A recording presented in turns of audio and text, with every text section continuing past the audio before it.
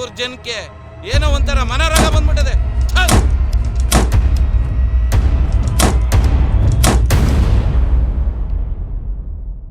ಯಾಕಲ ಹಿಂಗ್ ಓಡ್ಬರ್ತದೀಯ? ಕಾಡಿನ ದಾರಿಲಿ ನಿಂಗ ಸತ್ ಬಿದ್ದವನೆ. ಯಾಕೆ ನಿನ್ ಗನ್ಮಾನ? ಗುಂಡೀರ ಹೆಣ್ಣಂದ್ರಲ್ಲ ನೀನೆ. ನಾನ್ ಮನೆ ಸೇರ್ಕೊಂಡು ಬಾಗ್ಲಾಕೊಂಡ್ರೆ 1 ಕೋಟಿ ಕೊಡ್ತೀನಿ ಅಂದ್ರೂ ನಾನು ಆಚೆ ಬರಲ್ಲ.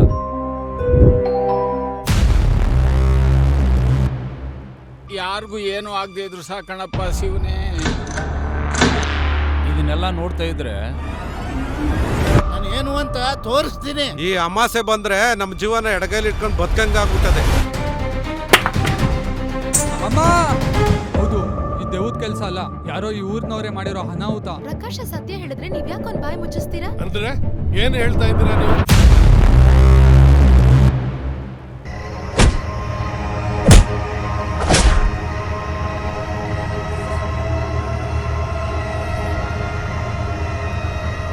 ಯಾರಾದ್ರೂ ಹೆಂಗಸರು ಹೊರಗಡೆ ಬಂದಿರ್ಬೋದಾ?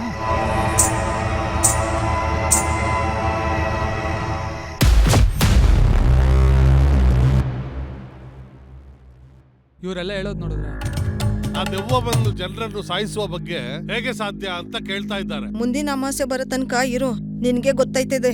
ಯಾವ ದೆವ್ವ ಬರ್ಲಿ ಈಗ? ನೀನ್ ನನ್ನ ಕೈಯಿಂದ ತಪ್ಪಿಸ್ಕೊಳಕ್ ಸಾಧ್ಯನೇ ಇಲ್ಲ.